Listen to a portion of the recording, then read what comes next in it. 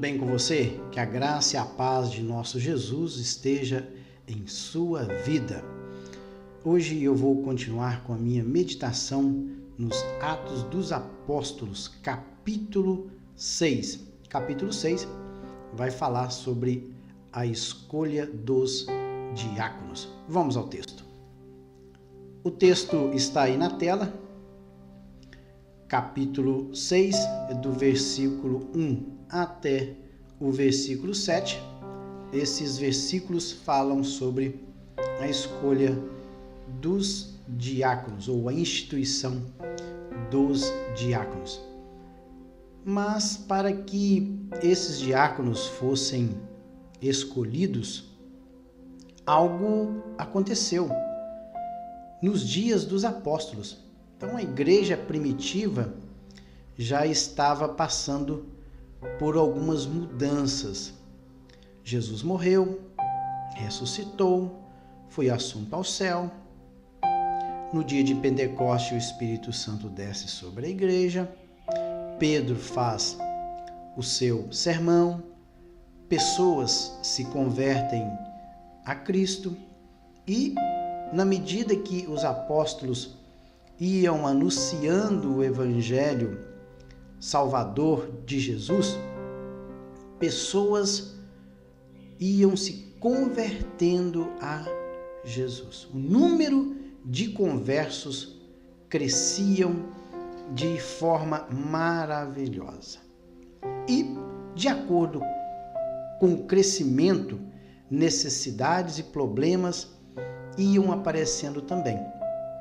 E a instituição dos diáconos foi justamente devido a uma necessidade do momento. Pode ver que o versículo aí do capítulo 6, Lucas que registrou, ele diz o seguinte: ora, naqueles dias, que dias são estes? Os dias da igreja primitiva, no primeiro século, multiplicando-se o número dos discípulos. Olha aí, então houve uma multiplicação dos discípulos. Discípulos são todos os cristãos que compõem a igreja do Senhor. Houve murmuração dos helenistas contra os hebreus, porque as viúvas deles estavam sendo esquecidas na distribuição diária. Então o problema era esse aí, surgiu um problema. Que problema? As viúvas deles, de quem? Dos helenistas. Mas quem que eram os helenistas? A palavra grega está aí, que é helenistes. Helenistes era o seguinte, era usado no Novo Testamento, a parte 1bi, usado no Novo Testamento para judeus nascidos em terras estrangeiras e que falavam a língua grega. Então, quem que eram os helenistas? Judeus dispersos que foram para além terra de Israel e que ao longo de suas vidas eles aprenderam o grego. Então, helenistas eram judeus, descendentes de judeus, fora de Israel, que falavam a língua grega. Então, houve uma murmuração.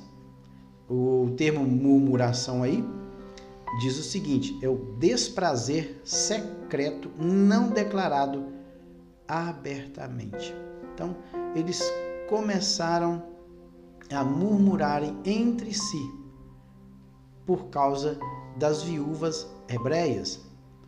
Na hora da distribuição diária, as viúvas dos helenistas, daqueles que falavam a língua grega, elas eram esquecidas, elas eram deixadas de lado. Então, quem trabalhava provavelmente na distribuição de alimentos, eles priorizavam as viúvas hebreias e esqueciam as viúvas gregas. Pode ver que a distribuição aí é diaconia, serviço daqueles que preparam e ofertam alimento. Então, seria o correto sim. As viúvas deles estavam sendo esquecidas na diaconia, ou no serviço de distribuição de alimentos diários naqueles dias.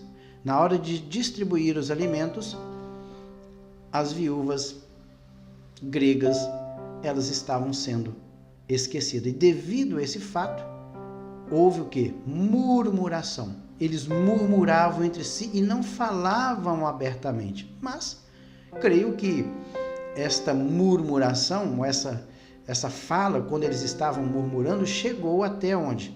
Até os ouvidos dos apóstolos. Pode ver que no versículo 12, então, os 12, quem eram os 12?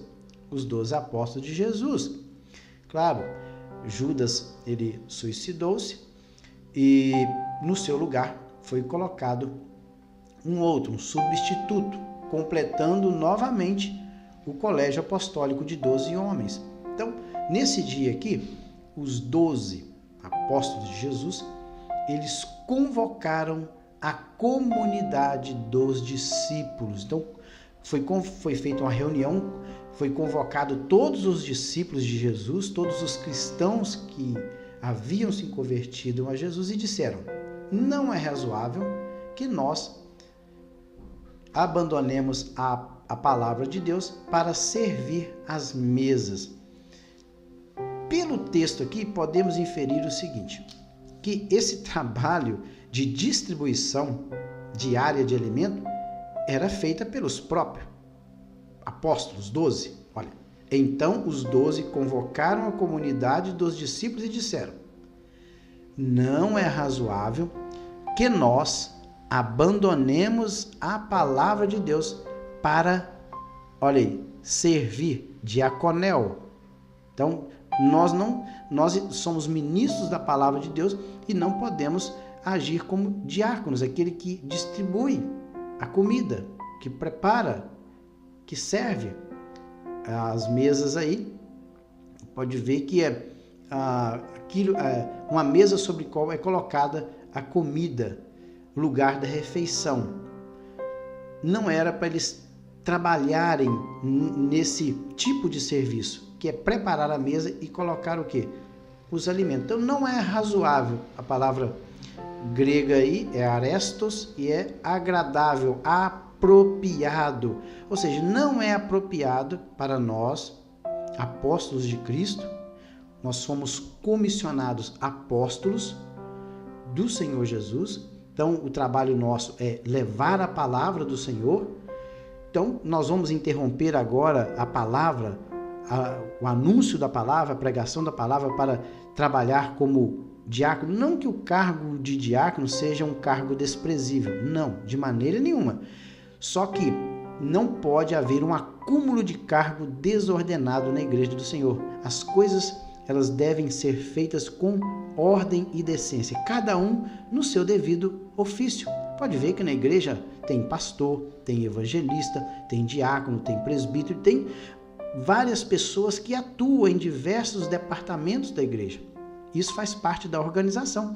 E era justamente isso que a igreja primitiva, logo nos seus primeiros dias, eles viram essa necessidade de haver uma organização ali dentro do ministério apostólico. Então, os apóstolos, eles iam anunciar a palavra de Deus, eles continuariam nesse ofício de pregar a palavra de Deus, e agora eles instituiriam o quê? Os diáconos, escolheriam homens para fazer esse serviço que nós inferimos pelo texto que eles faziam. Os apóstolos estavam fazendo e isso começou a gerar uma certa murmuração. E diante da murmuração, os apóstolos, olha, não é razoável, não é agradável, não é coerente nós pregar a palavra e também trabalhar como diácono. Então, vamos escolher o versículo 3, mas, irmãos, escolhei dentre vós o quê? Dentro da comunidade de cristãos da época, 7 homens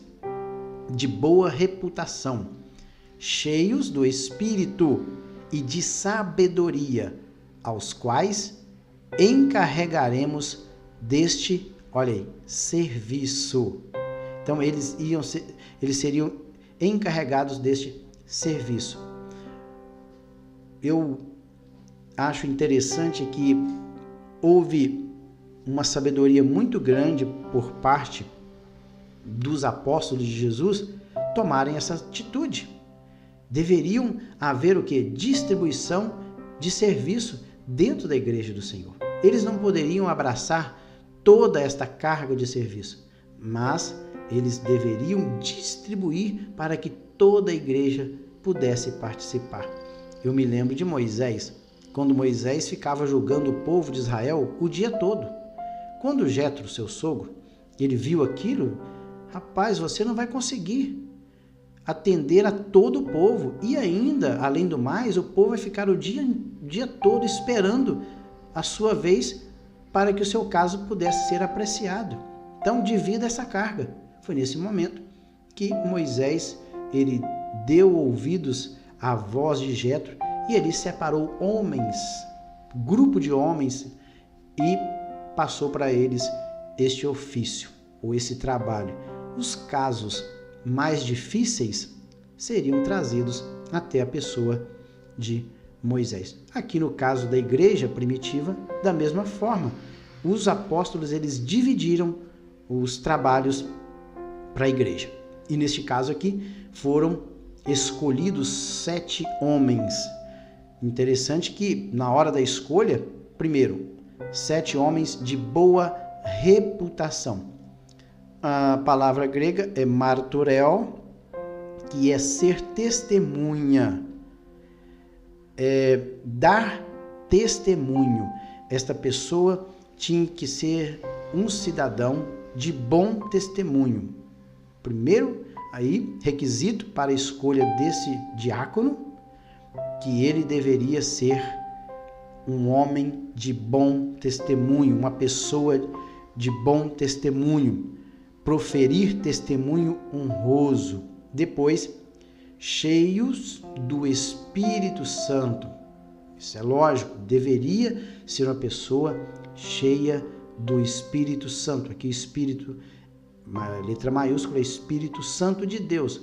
Outra coisa, e também cheio de sabedoria. Primeiro, que esse cidadão tivesse um bom testemunho.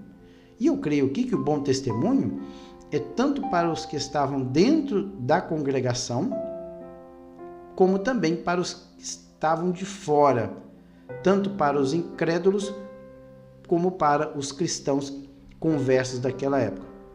O testemunho dele tinha que ser para toda a sociedade.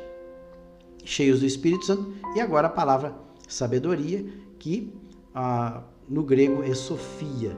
Sofia é sabedoria, como diz o texto, inteligência ampla e completa, usado do conhecimento sobre diversos assuntos. Conhecimento variado de coisas humanas, divinas, adquiridas pela sutileza e experiência. Então, esses homens deveriam ter uma experiência. Em vários aspectos, eles deveriam ter conhecimento e também uma experiência. Então, veja bem que aqui, além de ter bom testemunho, ser cheio do Espírito Santo, esses homens deveriam ser experientes, porque a sabedoria, ela se adquire ao longo da nossa caminhada. Nós vamos adquirindo o quê? Conhecimento e automaticamente vamos adquirindo também sabedoria, que a sabedoria ela é adquirida através da experiência ao longo da nossa vida, aos quais encarregaremos deste serviço. Versículo 4. E quanto a nós quem? Já disse lá em cima, apóstolos, 12 apóstolos, nos consagraremos, olha aí, olha a responsabilidade não só dos diáconos, mas também daqueles que levam a palavra do Senhor. Os diáconos, mesmo para repartirem a comida diária entre as viúvas, tanto as viúvas dos gregos como as viúvas dos hebreus, estes homens deveriam ser de bom testemunho, cheios do Espírito Santo e de sabedoria, experiência, deveriam ter experiência na prática. Isso é o diácono. E agora, os apóstolos, eles, olha aí, quanto a nós, apóstolos, nos consagraremos a oração, e ao ministério da palavra. Veja que o ministério aí é diaconia também. Só que um outro tipo de diaconia. Enquanto os diáconos aqui serviriam as mesas, os apóstolos abaixo também seriam diáconos, só que eles distribuiriam o quê? A palavra do Senhor. Um grupo de homens serviria, os 7, serviria o pão material. Os apóstolos, eles dedicariam uma oração e seriam servidores. Eles serviriam o que? O pão espiritual, que é a palavra de Deus. Então, quanto a nós, nos consagraremos à oração e ao ministério da palavra, diaconia da palavra. A palavra aí, no original grego, é logos. Então, o ministério, a diaconia do logos, a serviço da palavra de Deus. E deveria ter uma vida de oração. Sem oração, é impossível alguém ter comunhão com Deus. Através da oração é que nós conversamos com Deus, que nós temos comunhão com Deus. E tendo comunhão com Deus, automaticamente o Espírito Santo, ele ilumina nossa mente para que nós entendamos a sua palavra.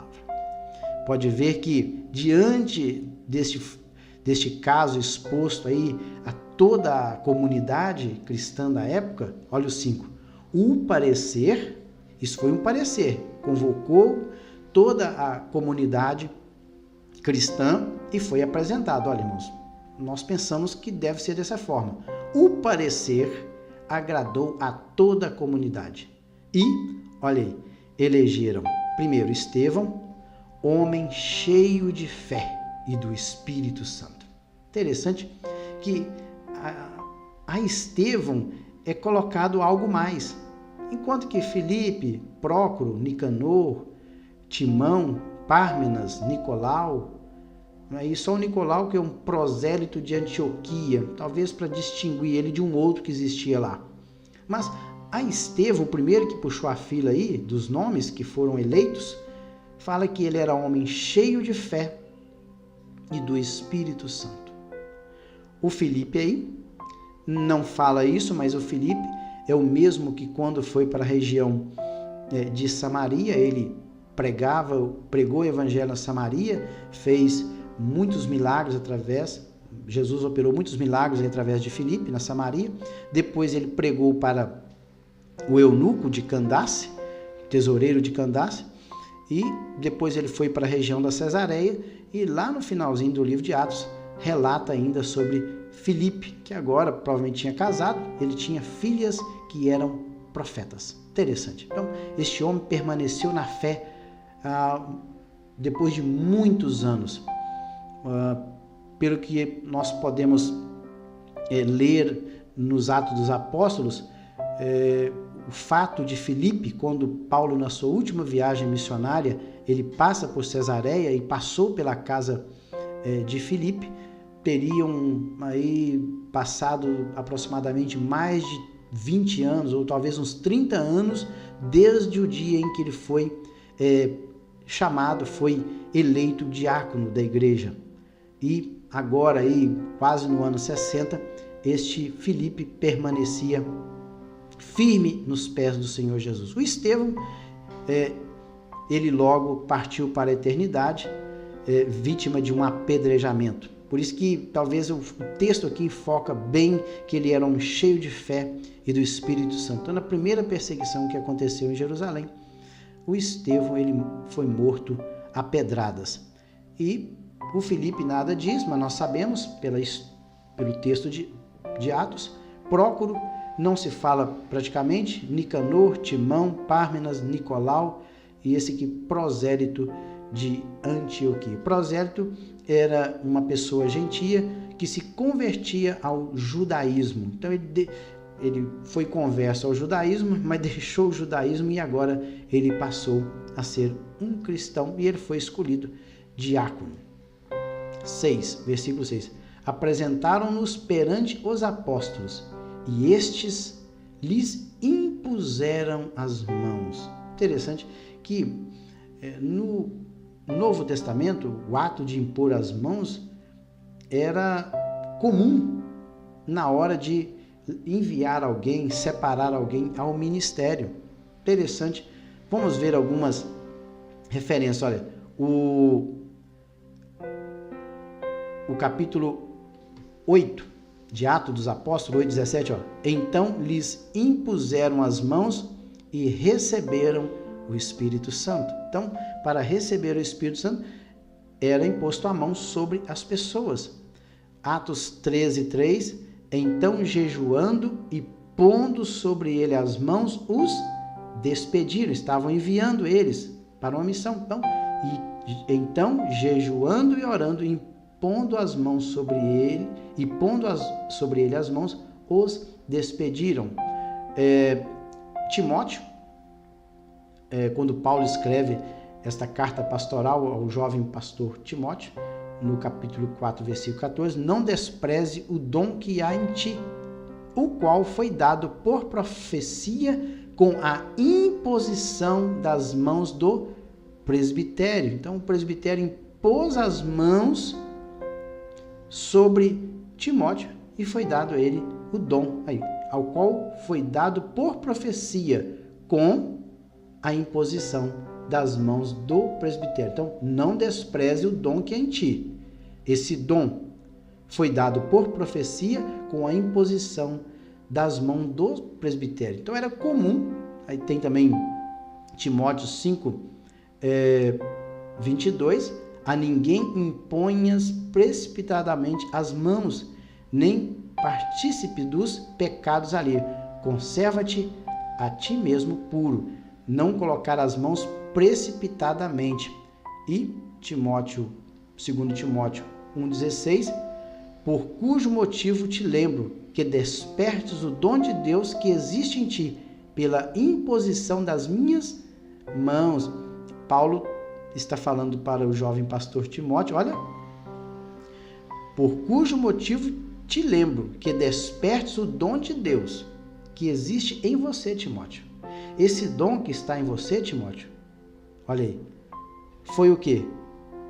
Pela imposição das minhas mãos. Esse dom foi dado a você, Deus te deu esse dom, Timóteo, por intermédio da imposição das mãos. E quem que é que impôs as mãos sobre Timóteo? O Paulo, olha aí, pela imposição das minhas mãos. É Paulo que está falando a Timóteo na sua segunda carta. Então, era comum esta imposição de mãos no Novo Testamento. Prosseguindo, crescia a palavra de Deus e em Jerusalém se multiplicava o número dos discípulos. Também muitíssimos sacerdotes obedeciam à fé. Interessante, aí encerrando já a meditação da escolha dos diáconos, crescia a palavra de Deus. Quando houve organização na igreja primitiva, o trabalho do Senhor, ele começou a prosperar mais ainda, já estava prosperando, mas se não houvesse uma organização ministerial nos trabalhos, talvez a murmuração e os problemas que iam surgindo não fossem devidamente sanados, isso serviria de empecilho ao crescimento da obra de Deus. Então, mediante o problema, o que eles fizeram? Vamos nos organizar, vamos separar pessoas que nos ajudem a prosseguir com a obra do Senhor, que nos ajudem a coordenar os trabalhos no meio dos cristãos. Então, quando esse problema aqui da distribuição diária de alimentos para as viúvas gregas e viúvas hebreias, quando isso aqui foi solucionado, pode ver que crescia a palavra de Deus. Então, quando houve organização dentro da comunidade cristã, a palavra de Deus crescia e multiplicava. Olha aí, não somava. Interessante que o tema aí, ele não diz que somava, multiplicava o número dos discípulos. E também, está dizendo, e também sacerdotes. Então, os próprios sacerdotes ali de Jerusalém estava vendo toda aquela organização e o que Deus estava realizando no meio dos cristãos, eles também passaram a obedecer à fé. Que Deus em Cristo abençoe. No próximo vídeo eu estarei continuando aí e falarei sobre Estevão. Logo acima ele foi escolhido, como eu já falei, ele foi escolhido como um diácono. E abaixo já começa a falar deste Estevão, que logo após a sua escolha, talvez passaram-se pouco tempo, ele foi apedrejado, ele foi morto a pedradas. Mas isso é um assunto para o próximo vídeo. Que Deus o abençoe e até lá.